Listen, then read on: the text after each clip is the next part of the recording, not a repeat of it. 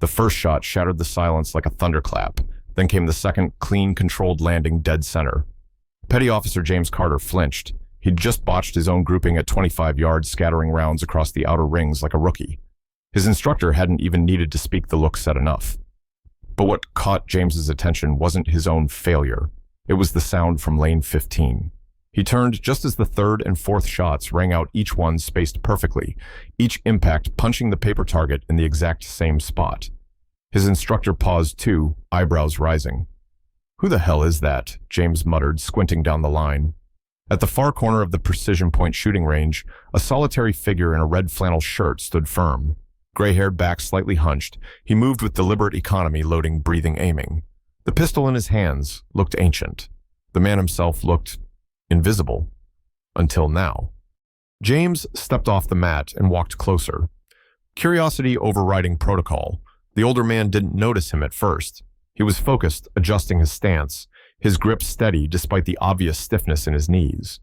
It was only when he paused to reload that James caught a glimpse of something beneath the rolled-up sleeve. A tattoo, faded ink nearly lost to age and sun, but unmistakable. A skull in a marine cover. The words below swift, silent, deadly. James froze. That insignia wasn't decoration. It was history. Force Recon. Elite among elites. The kind of warriors they studied in training but rarely met in real life.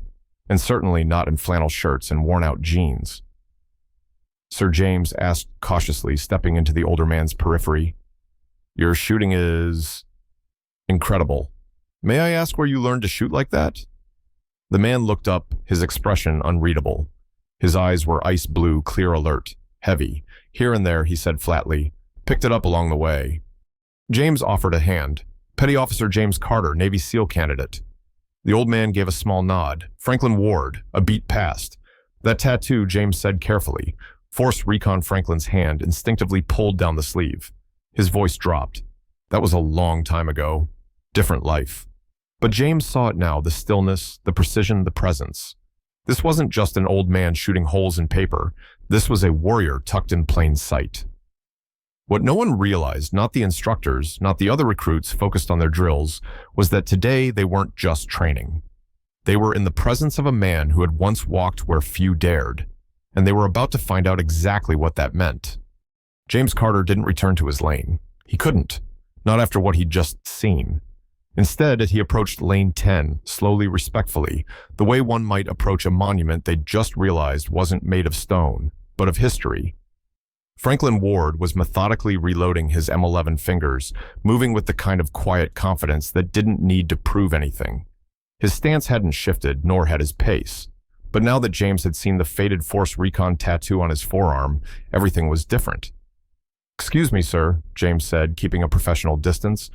"I couldn't help but notice your shooting. It's exceptional." Franklin didn't look up at first. He finished placing the last round into his magazine, slid it into the weapon, and set it down on the table. Only then did he meet the young man's eyes, blue-gray, weathered, steady. "You Navy Franklin?" asked, voice low and even. "Petty Officer James Carter, sir. SEAL candidate. Phase 2. Franklin nodded once. "You've got a good eye."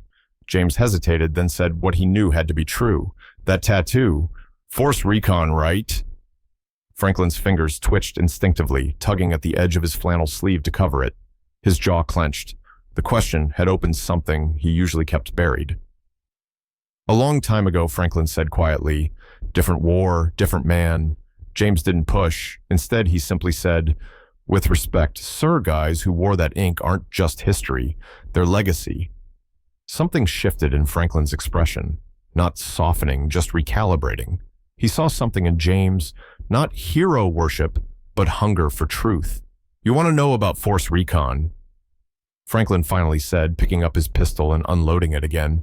"It's not what they put in the documentaries." Word traveled fast on a range, especially among men trained to detect shifts in atmosphere. Within minutes, a handful of SEAL trainees had begun to drift toward lane 10, rifles slung and ear protection in hand, quietly taking up spots on nearby benches. Franklin noticed, but didn't protest. "I served with 1st Force Recon out of Camp Pendleton," he began slowly. 3 tours, Vietnam. 66 to 70. mostly in places the Pentagon didn't admit we were in. The air changed again. Even the instructors had paused their own drills, now subtly drifting closer. We weren't just scouts. We were ghosts, dropped in behind enemy lines with 6 men and a map drawn from satellite guesswork. Sometimes we observed, sometimes we eliminated targets, other times, well, the mission changed halfway through. That's when it gets messy. One SEAL candidate, Thompson, raised a hand, uncertain. "Sir, how did you stay calm under that kind of pressure?" Franklin considered that a long time before answering. "You don't. Not really. You just do what has to be done. Your body moves before your brain catches up, but afterward, that's the part they don't train you for." James leaned forward. "You mean the aftermath?" Franklin nodded slowly. "You spend the rest of your life carrying names you can't say out loud, missions you can't explain, and choices that you don't ever stop questioning." For a moment, the only sound was the distant crack of gunfire from the far side of the range.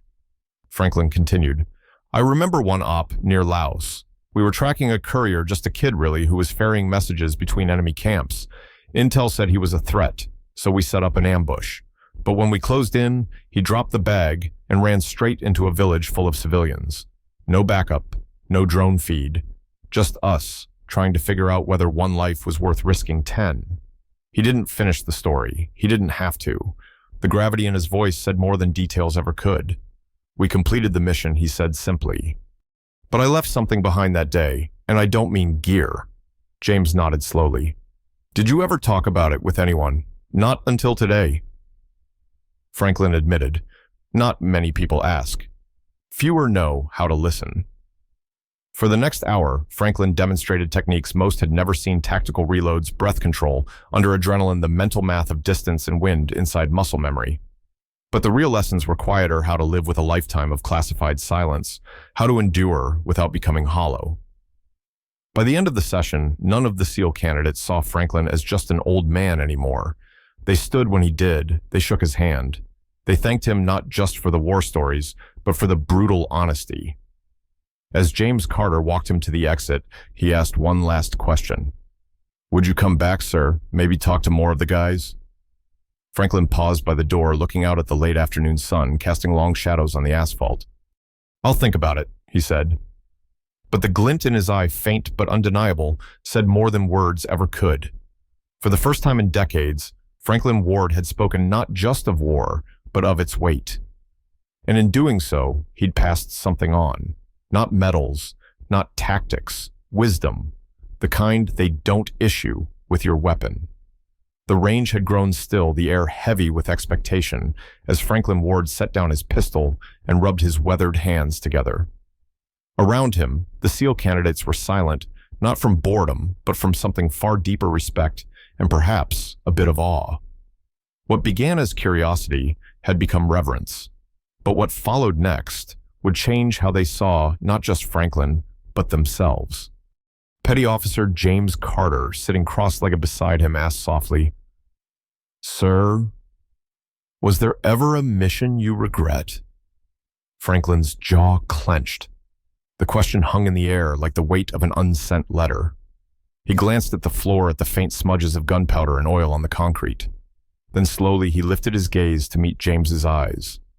"There was one," Franklin said, his voice low, almost gravelly. "Cambodia, 1970.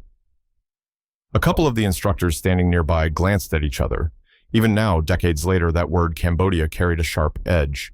Franklin let the silence sit, and then he spoke again. It was off the books, he began. "We were sent across the border to neutralize a North Vietnamese colonel who was allegedly coordinating supply lines. Intelligence said he was alone in a safe house." Franklin's fingers unconsciously traced the faint scar along his forearm, the same one near the tattoo that had started all of this. When we got there, it wasn't just him. His wife, 2 kids, 8 and 10. Maybe they were there too, having dinner. A shift moved through the group. The story had taken a turn none of them expected. "Our orders were simple," Franklin continued. "Go in silent, confirm the target, eliminate. No exceptions, no witnesses." His eyes had gone distant, staring beyond the range and into something none of them could see. The colonel reached for a pistol. Reflex kicked in. I disabled him, clean shot to the shoulder. But then the screaming started. His wife tried to cover the children. My second was ready to take them out. I stopped him. He said it flatly, as if still convincing himself it was real. I took control of the room, secured the target, bound the wife and kids. We exfiltrated with the intel clean, no civilian deaths. Franklin paused. The younger men leaned forward. Some held their breath. I got court-martialed 6 weeks later. The words struck like a shot. For failure to execute mission parameters. They said I jeopardized operational integrity. I lost my rank, my clearance, my place in the Corps. His voice didn't crack, but his hands were trembling now. But I didn't lose my conscience. James swallowed hard. Sir, you did the right thing. Maybe Franklin said quietly, but it cost me everything. He looked around at the men in uniform still in the early chapters of their stories. You've been taught that success is measured in efficiency, in execution, in loyalty to command. But there will come a moment, if it hasn't already, when none of those things will give you the answer you need. And then you'll have to choose. One SEAL candidate, a lanky recruit with dark eyes and a fresh scar on his neck, asked, "And how do you live with that choice, sir?" Franklin's lips pressed together. "You don't live with it," he said after a long moment. "You carry it." He looked up at the sky beyond the range window. "You carry the faces, the hesitation, the silence in your bunk at night, and you carry the stares of men who think you failed. You just keep walking." James's voice came softly. "But you saved lives." Franklin nodded. "And I lost my identity in the process. That's the real test, not the trigger, not the mission. It's what comes after." There were no smart remarks, no casual nods, just silence, the kind that settles deep. Then for the first time that day, Franklin smiled, but it was a tired one. "You all want to be warriors. That's good. But remember, there's more to being a warrior than combat. There's the man you have to look at in the mirror afterward." As he packed up his pistol, no one offered to help. Not out of neglect, but out of deference. They knew now who he was and what he had paid to remain himself. Before he stood, Franklin placed one hand gently on James Carter's shoulder. "You asked the right question, son. Just make sure when your moment comes, you ask yourself what matters most, your record or your soul." And then he walked toward the exit, slow but upright, leaving behind not just silence, but a weight every man there would carry in his own way. The silence that followed Franklin Ward's story was not empty. It was full of realization, reverence, and a profound shift in perspective. The SEAL candidates who had once glanced past him with casual indifference now stood rooted in the presence of something far greater than a war story. They had not just met a man with a past, they had encountered a living example of what it meant to carry that past with integrity. Franklin didn't ask for recognition, and he certainly didn't expect a return. But 3 days later, he found himself back at Precision Point. Not out of obligation, but because something inside him had stirred. A purpose he had buried beneath decades of quiet routine had begun to surface again. When he stepped into the facility that afternoon, the atmosphere was different. Staff Sergeant Collins met him at the front desk. "We've been expecting you, sir," he said, handing over a guest badge and a lane assignment card, Lane 15. Only this time, the card wasn't numbered. It read simply, Franklin Ward Lane. The nameplate had been mounted quietly the evening before. No ceremony, no press. Just a screwdriver, a brass plaque, and a quiet consensus among the instructors. What Franklin had given that day wasn't just insight, it was legacy. The young men and women training there needed more than technique. They needed to know what came after, and Franklin had given them that. At first, Franklin hesitated at the new nameplate. "I didn't die," he muttered with a half smile, but the staff only shook their heads. "You lived. That's why it matters." Word of Franklin's story had traveled faster than anyone expected. Within a week, instructors from neighboring bases began asking if he would be willing to speak to their units. 2 former SEALs, now retired, drove up from Camp Lejeune just to shake his hand. Others came not to ask questions, but simply to sit beside him, hoping the quiet might offer clarity. What began as a moment of unexpected vulnerability was rapidly becoming a movement of moral reckoning. The instructors at Precision Point took notice. Training modules were revised. A new section titled Operational Ethics and Moral Burden was added to the SEAL Prep curriculum. Franklin's words, "You have to live with the man you see in the mirror," became a featured quote on the classroom wall framed beneath a faded black and white photo of Franklin in his Force Recon days, the tattoo clearly visible. Still, Franklin never saw himself as a teacher. "I just tell the truth," he'd say. "They do what they want with it." But he couldn't deny what was happening. More and more young operators began seeking him out between drills. They didn't ask about tactics. They asked about fear, about regret, about how to return home and not feel lost. Franklin answered as best he could, not with platitudes, but with brutal honesty and hard-earned compassion. "It's not about who you take out," he once told a Delta Force candidate. "It's about who you become in the process and whether you'll recognize yourself when it's over." One by one they came. Some brought coffee, others brought stories. A few just sat quietly next to him, needing nothing more than presence. Eventually, a group of instructors invited Franklin to speak during the ethics capstone course normally reserved for senior officers and psychologists. He declined at first, but Petty Officer James Carter, who had started it all, convinced him otherwise. "They'll listen to you, Franklin, not because you tell them what to do, but because you show them who they might become." And so Franklin sat in front of 30 young men and women in combat fatigues and spoke not as a superior, but as a survivor. He didn't sugarcoat the decisions he'd made or the consequences. He didn't hold back the parts that hurt. When one candidate asked how to know what's right in the heat of a mission, Franklin simply said, "Sometimes you don't. But you better hope you've built a conscience strong enough to scream at you anyway." His sessions became a fixture, not official, but never empty. Even retired operators began to stop by. Green Berets, Recon Marines, PJ medics. They came not for advice, but for truth from someone who had lived the unspoken questions and somehow kept his soul intact. And with each conversation, Franklin's sense of burden began to lighten. For years, he had carried his past like a sealed file, untouched, unreadable, too dangerous to open. But now, by sharing it, by letting others carry the edges of that weight, he found something he hadn't expected: peace. The Franklin Ward Doctrine, as one of the instructors jokingly called it, spread throughout training communities. It wasn't about tactics. It wasn't even about combat. It was about clarity, understanding that strength meant more than force, and that surviving a mission meant more than coming back alive. It meant returning whole, if possible. And honest, no matter what. By the end of that year, Franklin had quietly become something rare, a living bridge between generations of warfighters. He wasn't a commander or a politician. He didn't write books or give TED Talks, but in that lane at Precision Point and in the minds of those he mentored, he had become something far more enduring: a compass. A few nights before Christmas, James Carter visited Franklin at home.